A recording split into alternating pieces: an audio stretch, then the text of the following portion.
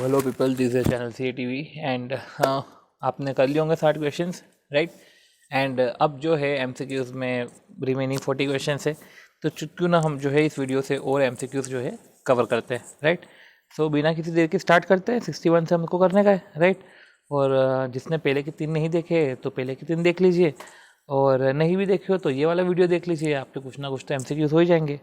और वीडियो अच्छा लगे तो लाइक, शेयर, सब्सक्राइब जो भी करना है कर दीजिए, ठीक है। और एटलीस्ट अगर कुछ लग रहा है कंस्ट्रक्टिव तो कमेंट कर देना। कभी कुछ अजीब लग रहा हो तो कमेंट कर देना, क्योंकि कमेंट करने से क्या है कि समझ में आएगा। अदरवाइज़ क्या है कि अगर आप लाइक भी कर दोगे, सब्सक्राइब भी कर दोगे, तो उसका कुछ इंपॉर्टेंस मुझे नहीं निकलेगा अनलेस एंड अनटिल अगर आपने कमेंट नहीं किया हो तो, ठीक है। तो सारी बातों को ध्यान में रखते हुए अब जो है हम क्वेश्चन नंबर 61 स्टार्ट करते हैं।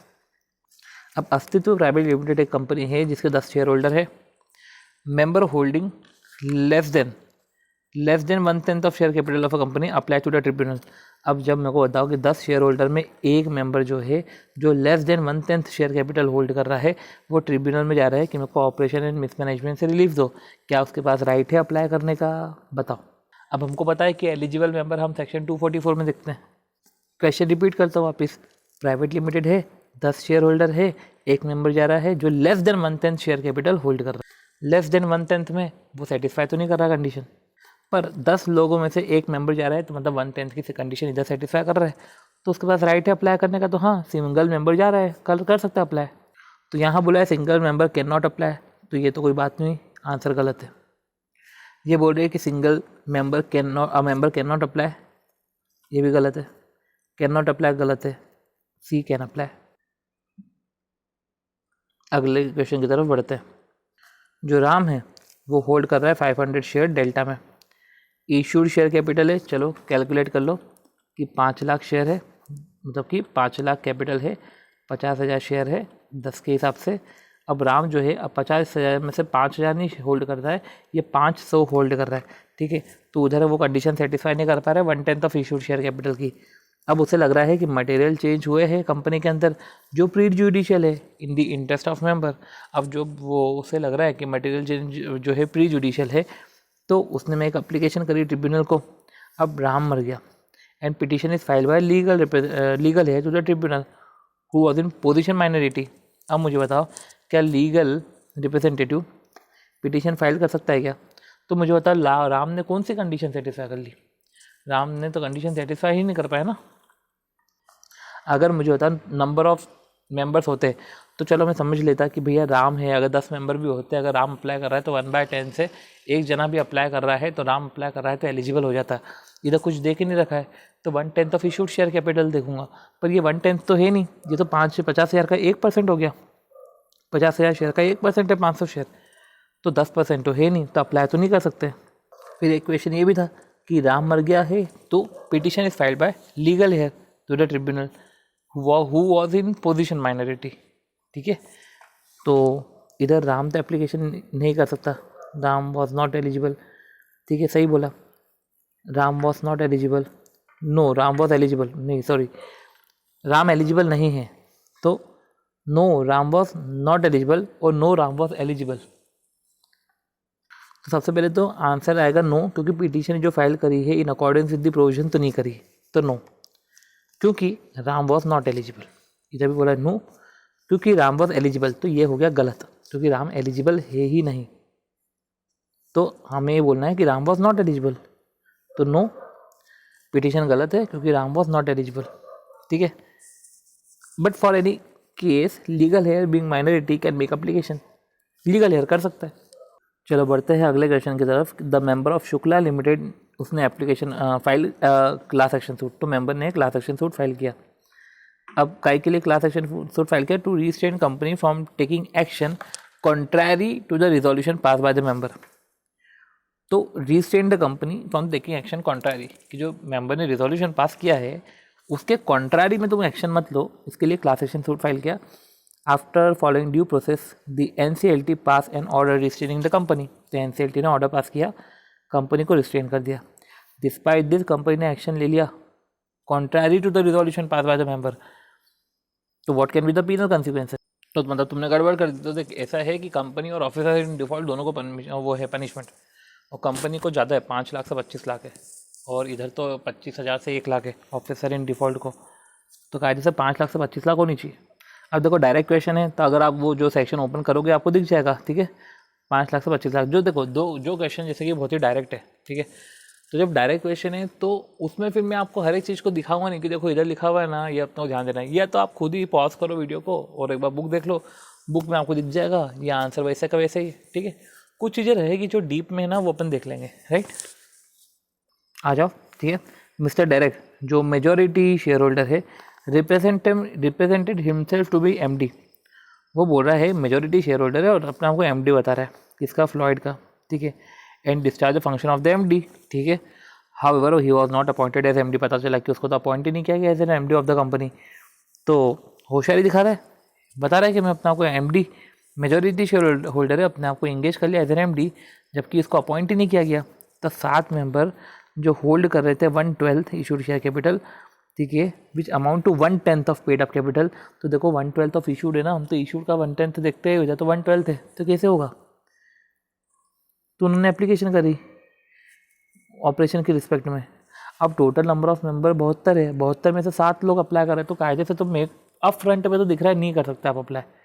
पर अब देखो क्या लिखा हुआ है, the member can not file application, member application file नहीं कर सकते क्योंकि स्ट्रेंथ जो है वो लेस देन 1/10 है, दिख रहा है ना 1/10 है स्ट्रेंथ। पर however on filing application to NCLT, अगर आप एनसीएलटी का एप्लीकेशन फाइल करोगे ना, तो एनसीएलटी जो है वो अलाउ कर सकता है एप्लीकेशन टू बी फाइल्ड। वो बोल सकता है कि चलो ठीक है यार तुम कम हो फिर भी तुम एप्लीकेशन फाइल कर दो इवन विथ फीवर नंबर। तो गलत तो कुछ भी नहीं बोला है, ठीक है, ये सही लग रहा है। Member can not file application, ठीक है, क्योंकि less than 1/10 of issued share capital है। अब इशूड शेयर कैपिटल और अगर paid up capital, issued share capital और नंबर ऑफ मेंबर, अगर ये साथ में अगर बात हो जाए ना तो अपन वो अलग करेक्ट कर लेंगे, क्योंकि देखा जाए तो दोनों सही है, ठीक है। पर अपन देखते हैं कि और क्या क्या ऑप्शन आ रहे हैं। Member can not file application since the given fact pattern does not comprise operation. ये बोल रहा है कि मेंबर एप्लीकेशन फाइल ही नहीं कर सकता। वो बोल रहा है कि वो तो छोड़ो, एलिजिबिलिटी वाला क्राइटेरिया तो छोड़ो, मेंबर तो वैसे भी एप्लीकेशन फाइल नहीं कर सकता क्योंकि ये जो एक्ट है, ये जो पैटर्न है, डज नॉट अमाउंट ऑपरेशन, ये तो ऑपरेशन ही नहीं है। अब क्वेश्चन में अगर अपन देखें तो ऐसा है कि एमडी नहीं है और एमडी जैसे दिखा रहा है, ठीक है ना। तो इधर जो है operation in the capacity of director है, राइट ना, और अपन operation in the capacity of member देखते हैं, तो सी वाला आंसर, अच्छा सी वाला आंसर हो सकता है। और इधर पेड अप कैपिटल की बेसिस पे है कि पेड अप कैपिटल 1/10 से ज़्यादा है तो एप्लीकेशन कर सकता है, तो डी तो नहीं आता।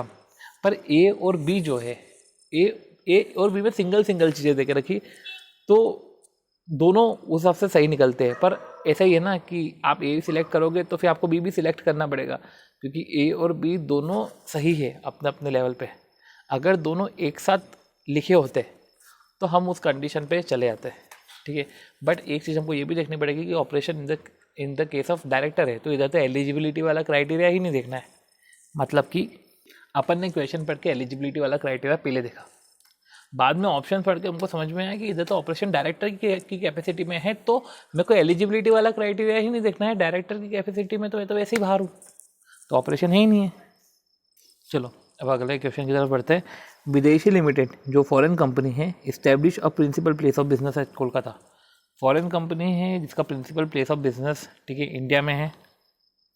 Company incorporated outside India, principal place of business in India है। अब सिंस ये कोलकाता में है मतलब इंडिया में है, अब डॉक्यूमेंट तो दिल्ली में ही डिलीवर करने पड़ेंगे, और इस टाइप का अपन ने क्वेश्चन देखा है कि जो डॉक्यूमेंट डिलीवर करेगा कोलकाता में, पर अपना को तो न्यू दिल्ली में डिलीवर करना है 30 दिन के अंदर, तो 30 दिन ये हो गए, ठीक है। बाकी तो 30 दिन इधर भी, ऊपर के दो तो कट जाते, तो ये वेस्ट बंगाल है, पर अपना को तो न्यू दिल्ली देखना है, ठीक है। चलो, एस्टेल लिमिटेड जो फॉरेन कंपनी है जिसका प्लेस ऑफ बिजनेस इंडिया में है, इस्टेब्लिश अ ठीक है, ऑनलाइन डेटा इंटरचेंज का बिजनेस है, ठीक है, and other digital supply transaction. तो इधर देखो, तो फॉरेन कंपनी है, प्लेस ऑफ बिजनेस इंडिया में है, business of online data interchange and other digital supply transaction. Said company fail to deliver within that prescribe time period, ठीक है, prescribe document नहीं डिलीवर कर पाई तो पेनल्टी बता दो। ठीक है, देखो ऐसा है कि कंपनी को 1 लाख से 3 लाख की है और उसको ऑफिसर को 25,000 से 5 लाख की, वो 50,000 फॉर कंटिन्यू, ठीक है, ऑफेंस का कंटिन्यूस रहा तो पेनल्टी फॉर एस्टा लिमिटेड बोल रहा है, तो अप टू 3 लाख ठीक है, अप टू 25,000 तो नहीं है, अप टू 5 लाख भी नहीं है, अप टू 3 लाख सही है, और 50,000 रुपये ये डी आंसर आना चाहिए 66 का, 1 लाख से 3 लाख। चलो, तो radix limited company registered in Thailand, incorporated outside India, place of business in India. ठीक है, incorporated outside India, place of business in India. तो ठीक है, कोई प्लेस ऑफ बिजनेस नहीं है इंडिया में, कोई बात नहीं।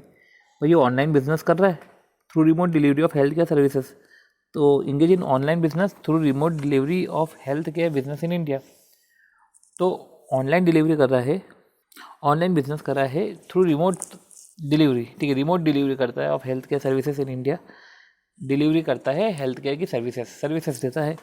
तो ठीक है ना, प्लेस ऑफ बिजनेस इंडिया में नहीं है, ठीक है, प्लेस ऑफ बिजनेस होना चाहिए, पर प्लेस ऑफ बिजनेस नहीं है, पर इलेक्ट्रॉनिक मोड से अगर तुम बिजनेस कर रहे हो तो कायदे से जो है स्टेट द इनकरेक्ट स्टेटमेंट, हमको इनकरेक्ट स्टेटमेंट स्टेट करना है। तो इनकरेक्ट स्टेटमेंट क्या होगा कि ये फॉरेन कंपनी नहीं है, ये इनकरेक्ट स्टेटमेंट है। ठीक है, तो ये फॉरेन कंपनी नहीं है, 67 का एक ये जो इनकरेक्ट स्टेटमेंट है, बोलना चाह रहे हैं कि कोई प्लेस ऑफ बिजनेस नहीं है इंडिया में। सी, प्लेस ऑफ बिजनेस इटसेल्फ हो या एजेंट हो, ठीक है, तो भाई, और वो फिजिकल मोड हो या इलेक्ट्रॉनिक मोड हो, तो इधर अगर हम बात करें तो इलेक्ट्रॉनिक मोड में है प्लेस ऑफ बिजनेस। तो ऐसा बोल के रखा है कि कोई प्लेस ऑफ बिजनेस इंडिया में नहीं है, पर वो फिजिकली नहीं है, पर इलेक्ट्रॉनिक मोड में तो है, सेंस इलेक्ट्रॉनिक मोड में है, रजिस्टर्ड है थाईलैंड में, मतलब इनकॉर्पोरेटेड है थाईलैंड में, तो बेटर है कि फिर लग ही रहा है कि वो फॉरेन कंपनी है। अगला क्वेश्चन, जो फैम कंपनी LLC है, जो कंपनी इनकॉर्पोरेटेड है आउटसाइड इंडिया, तो वो आउटसाइड इंडिया इनकॉर्पोरेटेड है और प्लेस ऑफ बिजनेस इंडिया इसका इंडिया में, ठीक है, तो फॉरेन कंपनी है। List of director include Arjun, इसमें MD है, रणवीर डायरेक्टर है, लवीना सेक्रेटरी है, ठीक है, और firm company LLC, Malik Arbaz resident in India है, ठीक है, वो रेसिडेंट है, an other person being who has been authorise, ठीक है, फैम कंपनी LLC ने ऑथराइज करके रखा है। सो लिस्ट ऑफ डायरेक्टर में अर्जुन है, MD मतलब क्या, एक MD, एक डायरेक्टर, एक सेक्रेटरी है और 2 रेसिडेंट है, ठीक है, जो एक्सेप्ट करेंगे, ठीक है, ऑन बिहाफ ऑफ कंपनी जो भी प्रोसेस नोटिस है, अनदर डॉक्यूमेंट है, ठीक है। In relation to company establishment you are asked by firm company LLC with respect to whose declaration will be required to submit to the registrar. In relation to company's establishment, you are asked by the firm LLC with respect to whose declaration will be required to furnish to the registrar. 1 second, यहाँ तक तो समझ में है, ठीक है, कि मालिक अरबाज जो है वो have been authorised by the farm company LLC to accept on behalf of company service of process notice और other document required to be serve to farm company in relation to company establishment के रिलेशन में you are asked by farm LLC, ठीक है, farm LLC ने आपसे पूछा with respect to whose declaration will be required to submit, किसके respect में डिक्लेरेशन जरूरी है सबमिट करना रजिस्ट्रार को, फॉर नॉट बीइंग कन्विक्टेड और debarred from formation of company इन और आउटसाइड इंडिया, कि कौन से पर्सन जो है, जो पर्सन कन्विक्टेड नहीं है, डिबार्ड नहीं है फ्रॉम फॉर्मेशन ऑफ कंपनी, इसके रिस्पेक्ट में हमको डिक्लेरेशन भेजना पड़ेगा। तो इसमें ऐसा है कि जो है डायरेक्टर, ठीक है, जो डायरेक्टर है कौन है, अर्जुन और रणवीर, लवीना को छोड़ के मलिक और अरबाज, तो डिक्लेरेशन डेट की जो डायरेक्टर और रेसिडेंट पर्सन जो है, जो कंपनी के बिहाफ पे एक्सेप्ट करेंगे सारे डॉक्यूमेंट, वो डिबार्ड नहीं है, कन्विक्टेड नहीं है फ्रॉम फॉर्मेशन ऑफ कंपनी। अगला क्वेश्चन है कि MR कंपनी LLC जो कंपनी इनकॉर्पोरेटेड है outside India, place of business है इंडिया में, मतलब फॉरेन कंपनी है, सारे फिनेंशियल डिसीजन जो है, तो सारे जो फिनेंशियल डिसीजन है MR company LLC case taken by Abu डाला कंपनी LLC, जो MR की ही होल्डिंग कंपनी, मतलब अबू डाला जो है उसकी सब्सिडियरी है MR, ठीक है, तो holding company of MR company, ठीक है। One of the key raw material required by the MR company is procured through its subsidiary Fiji company. अच्छा, MR कंपनी को रॉ मटेरियल ज़रूरी है तो उसकी भी एक सब्सिडियरी है, मतलब अबू डाला की सब्सिडियरी है फीजी कंपनी।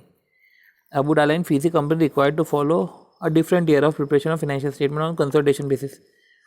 तो ये जो है अबू डाला फीजी जो है are required to follow a different year for the preparation of financial statement, वो दूसरा साल फॉलो करते हैं जब फाइनेंशियल स्टेटमेंट प्रिपेयर करते हैं कंसोलिडेशन बेसिस पे। तो you are qualified chartered accountant licensing officer of MR and company LLC is required to bring to the notice of MR Company LLC the circumstances in which financial year of MR Company shall change to that of its holding company. कि कौन से circumstances जब financial year of MR holding company से वो change कर सकता है. अगर जो जिसने डिफरेंट ईयर फॉलो करे वो अगर सेंट्रल गवर्नमेंट को application they for following different financial year, ऐसा है सीन कि अगर एबुडाला एंड फीसी कंपनी जो है ये लिखा हुआ है कि इसी सर्कमस्टेंसेस में जो है एमआर कंपनी एलएलसी इस सर्कमस्टेंसेस में ही जो अपना फाइनेंशियल ईयर जो है अपने होल्डिंग से चेंज रख सकती है, राइट. अब एक आखिरी क्वेश्चन है, ठीक है, और इस तरीके से हमारे 10 क्वेश्चन ओवर होते हैं, राइट. कि फॉरेन कंपनी जो है इनकॉर्पोरेटेड आउटसाइड इंडिया है, जो इन्वॉल्व है डिजिटल सप्लाई ट्रांजेक्शन में इलेक्ट्रॉनिक मोड से, सर्वर भी आउटसाइड इंडिया हो तो हमको कोई मतलब नहीं है. Company follow year ending December as its financial year, तो जनवरी से दिसंबर चलता है. Every year company is required to prepare balance sheet and PNL, उसको बैलेंस शीट और पीएनएल तो बनाना है, ठीक है. तो foreign company balance sheet PNL बनाने you are required to state a timeline within which said document shall be filed to the registrar. तो टाइमलाइन बताओ कि तब ये जो है document shall be filed with the registrar considering the provisions of chapter 22. Timeline बताओ जब उसको ये डॉक्यूमेंट फाइल करने हैं. देखो इनकॉर्पोरेशन कराया तो आपने 30 दिन में डॉक्यूमेंट फर्निश कर दिया, पर जब ये वाले हैं ट्रांजेक्शन, ठीक है, ये वाला जो है फाइनेंशियल स्टेटमेंट, ठीक है, हर कैलेंडर ईयर का आपको फर्निश करना पड़ेगा फाइनेंशियल ईयर ख़त्म होने के 6 महीने के अंदर, जिसको फर्दर 3 महीने से एक्सटेंड कर सकते हैं. तो ये 3 मंथ 30 दिन 60 दिन ये नहीं है, 6 महीने from the close of financial year. और इस तरीके से जो है आप कर सकते हो फर्निश, 6 महीने में फर्निश कर सकते हो, विच में भी फर्दर एक्सटेंड टू 3 मंथ, ठीक है.